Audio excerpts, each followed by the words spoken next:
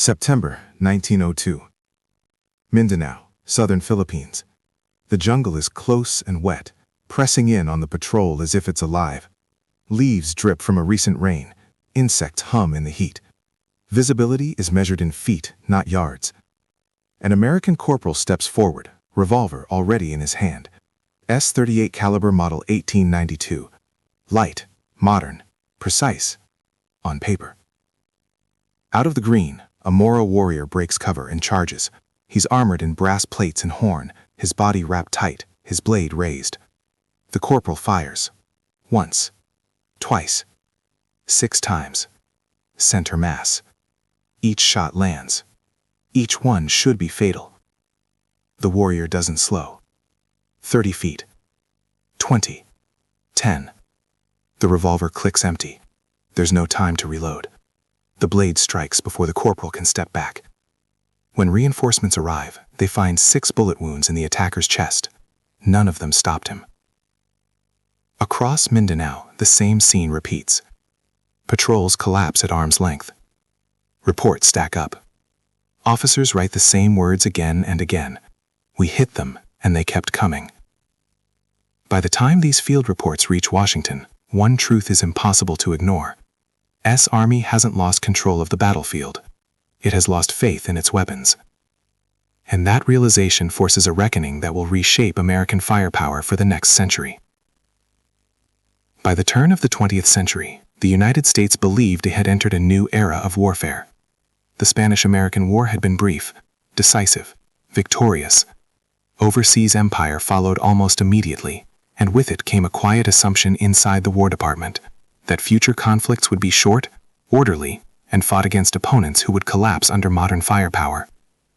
The Philippine-American War shattered that illusion. After Spain's defeat in 1898, the United States inherited control of the Philippine Islands. What followed was not liberation, but resistance. Filipino insurgents refused American rule, and by 1900 the conflict had devolved into a brutal counterinsurgency. In the southern islands of Mindanao and Jolo, American troops faced a very different enemy, the Moro tribes. The Moros had resisted foreign conquest for centuries, Spanish, Dutch, and now American. They fought at close range, favored edged weapons, and rejected surrender as dishonor. Many wore improvised armor of brass, horn, and layered cloth. Some used drugs or ritual preparation that dulled pain and fear. To American soldiers trained for volley fire and distance engagement, this was a nightmare. The Army's standard sidearm reflected peacetime logic, not jungle reality. S-38 Long Colt. The reasoning was sound on paper: less recoil, higher accuracy, faster follow-up shots. Against compliant targets on a range, the weapon performed admirably. In the jungle, it failed catastrophically. At distances measured in seconds, not yards, bullet diameter and energy mattered more than precision. Soldiers fired accurately, struck vital areas, and still watched enemies close the gap. By the time reloading became necessary, the fight was already lost. What began as isolated complaints soon formed a pattern too consistent to dismiss. As casualty reports accumulated, commanders stopped asking how well the revolver worked and began asking whether it worked at all. Those questions would soon reach Washington, where the Army's confidence in its own modernization began to quietly unravel. In Washington, the reports from Mindanao did not arrive with drama. They arrived as paperwork, typed summaries, after-action reports, medical notes describing wounds that should have been fatal but weren't. Individually, each could be dismissed. Together, they formed an indictment. At the center of that growing concern sat Brigadier General William Crozier, Chief of Ordnance of the United States Army. Crozier was not a man prone to panic. He believed in testing, measurement, and controlled evaluation. But even by his standards, the pattern emerging from the Philippines was alarming.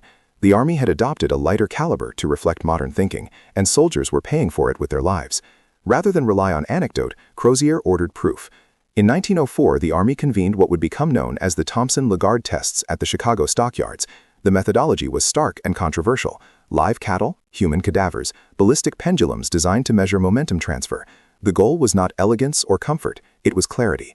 Major John Thompson and Colonel Louis Lagarde tested multiple handgun calibers, firing into flesh and bone to observe penetration, shock, and the ability to incapacitate. Smaller calibers punched neat holes, larger rounds transferred energy violently. The difference was impossible to ignore. When the findings were compiled, the language was blunt: .45 caliber. Anything less risked failure when it mattered most. The conclusion solved one problem and exposed another. 45 caliber revolvers were outdated, slow to reload, mechanically behind the times.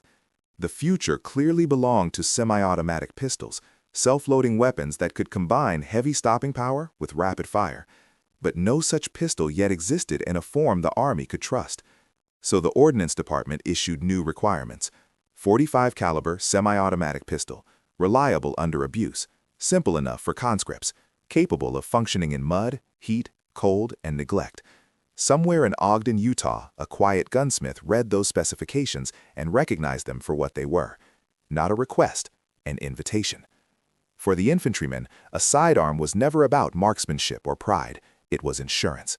The weapon drawn when the rifle jammed, when the magazine ran dry, when the fight collapsed into arm's-length chaos.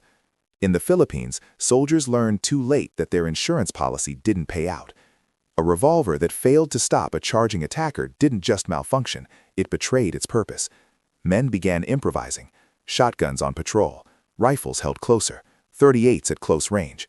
Confidence, once lost, spread faster than any jungle disease. American doctrine had been built around distance and fire discipline. The Moro fighters erased both advantages. Their attacks compressed space and time, forcing engagements where recoil, penetration, and immediate incapacitation mattered more than accuracy statistics. 6 accurate hits meant nothing if the enemy stayed on his feet for 3 seconds longer. Tactically, the Army had entered a fight where its assumptions no longer applied, and its equipment reflected a battlefield that didn't exist. At the same moment the Army was relearning old lessons about caliber, firearms design was quietly changing. Across Europe and America, inventors were experimenting with self-loading pistols, weapons that used recoil or gas to chamber the next round automatically. Most were fragile, complex, or unreliable. The idea was promising, the execution wasn't. What the Army needed was not innovation for its own sake, but a design that worked when dragged through mud, soaked in rain, and fired by exhausted hands. That distinction between novelty and survivability would soon separate competitors from contenders. Inside the Ordnance Department, the decision to pursue a new pistol carried institutional risk. Admitting failure meant acknowledging that a recently adopted weapon had been a mistake. Careers were tied to procurement decisions. Budgets were finite. But battlefield evidence left no room for pride. The Army wasn't chasing perfection, it was chasing certainty. A pistol that worked every time was worth more than one that looked modern in a catalog. The Moro warriors forced the issue by refusing to behave as theory predicted. They did not collapse under fire. They closed distance relentlessly. They fought knowing that victory depended on reaching the soldier before he could reload. Their tactics exploited hesitation, mechanical limits, and the narrow window between firing the last round and death. In doing so, they exposed a weakness no test range could reveal. Every procurement decision carries a quiet moral weight. A weapon that fails doesn't fail in isolation. It fails in someone's hands. In Mindanao, those failures were counted in patrols wiped out and families notified by telegram. The Army's demand for a new pistol was not driven by innovation or prestige. It was driven by accountability. If soldiers were being sent into harm's way, the institution owed them fools that would not abandon them at the decisive moment. By the time formal trials were announced, the Army wasn't asking which pistol was best. It was asking which one could be trusted when everything else failed. By 1906, the Army's patience was gone. The specifications issued by the Ordnance Department were unforgiving. 45 caliber cartridge. It had to be semi-automatic. It had to function after exposure to dirt, water, and neglect. And it had to do so not once, but repeatedly, without a single failure that could cost a life. Manufacturers answered the call. Designs arrived from Colt, Savage Arms, and foreign competitors, including pistols influenced by European thinking.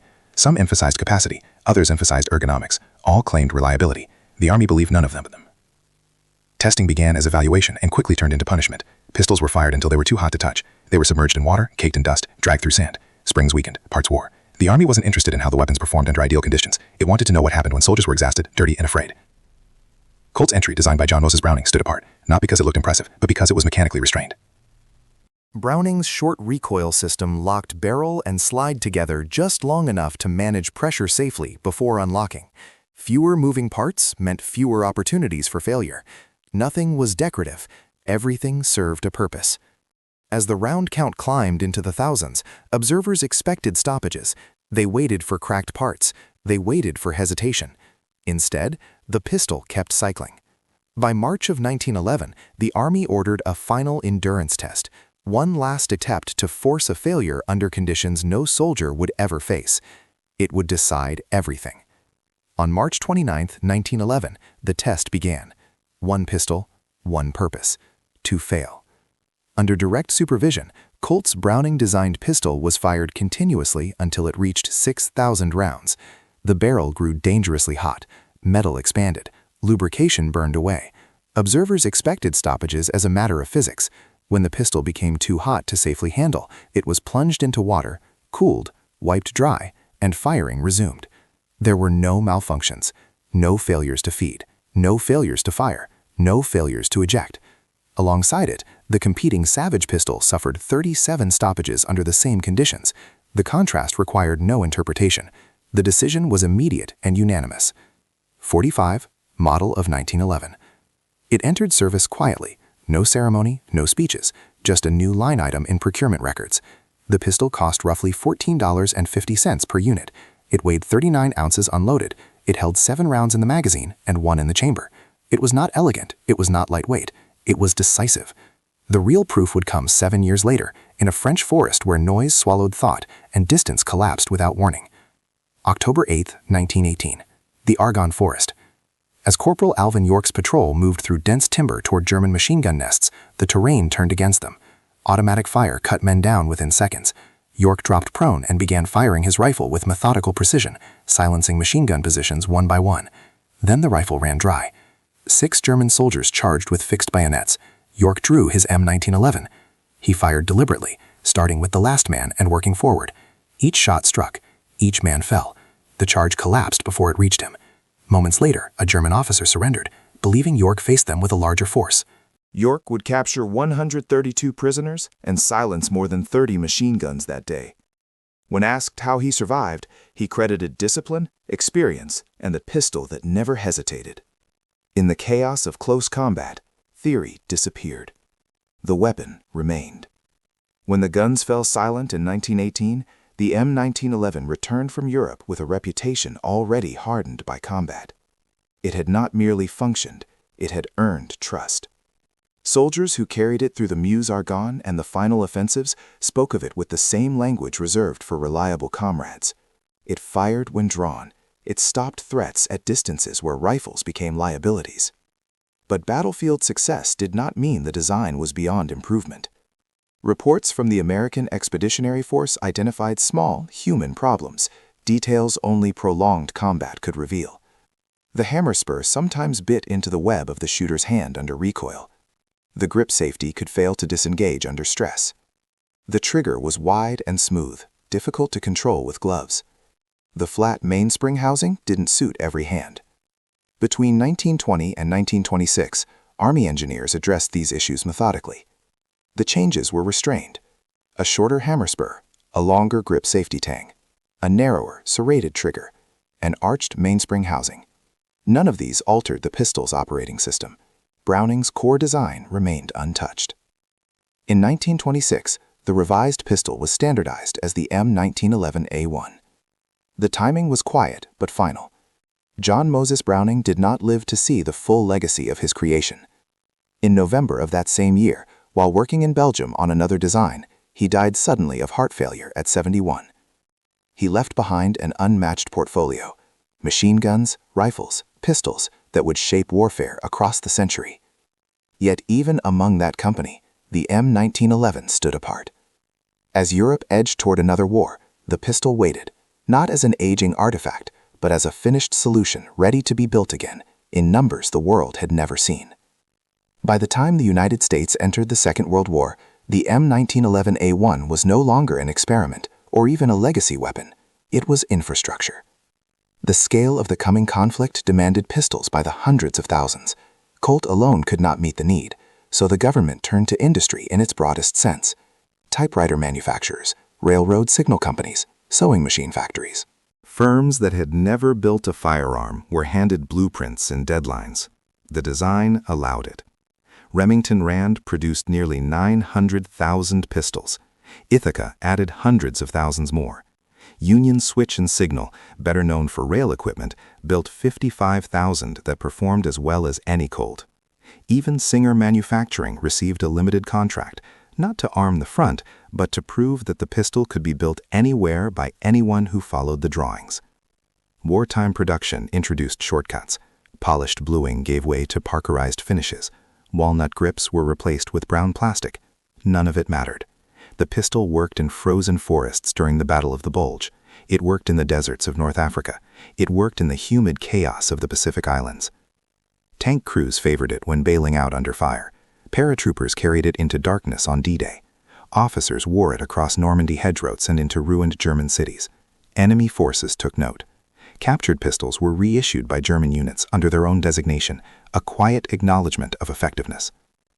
By 1945, nearly 2 million M1911 and M1911A1 pistols had been produced for the war effort. When peace returned, planners assumed the design would finally be retired. Instead, it crossed another border. Korea, sub-zero temperatures. The pistol kept firing. Vietnam, jungle tunnels and close-range ambushes. The pistol remained favored.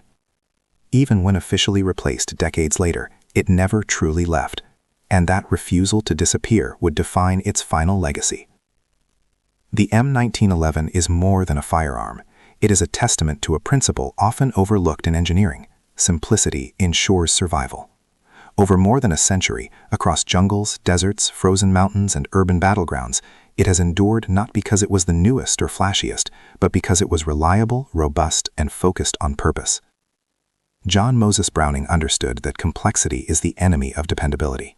He designed a mechanism that required no exotic maintenance, no perfect conditions, no exceptional skill to operate.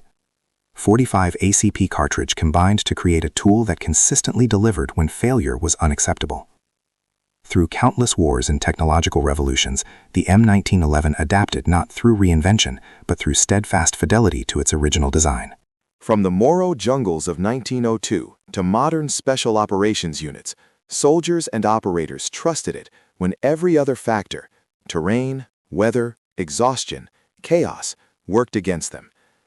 In a world obsessed with novelty and replacement, the M1911 reminds us that durability, precision, and a deep understanding of human and mechanical limitations often outlast trends, budgets, and even generations.